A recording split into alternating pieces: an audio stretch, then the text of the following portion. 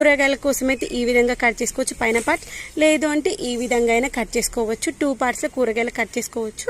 నేను ఇక్కడ 5 బాటిల్స్ని ఇలా కూరగాయల కోసం కట్ చేశాను.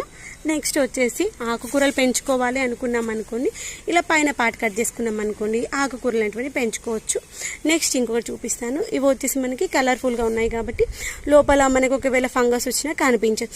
అలా కాకుండా మనకి ట్రాన్స్పరెంట్గా ఉండేవి కూడా వస్తాయి. వాటిని ఎలా యూజ్ చేయొచ్చు అనేది చూపిస్తాను. ఇక్కడ నేను ట్రాన్స్పరెంట్గా ఉండేటువంటి యొక్క ఆయిల్ టిన్స్ తీసుకొని వాటికి నేను పెయింటింగ్ వేసుకున్నాను. కింద బాల్కనీలో కూడా పెట్టుకున్నాను. మనం ఇంకా కొంచెం డెకరేట్ చేసుకున్నాం అనుకుని బాల్కనీలో కూడా పెట్టుకోవచ్చు.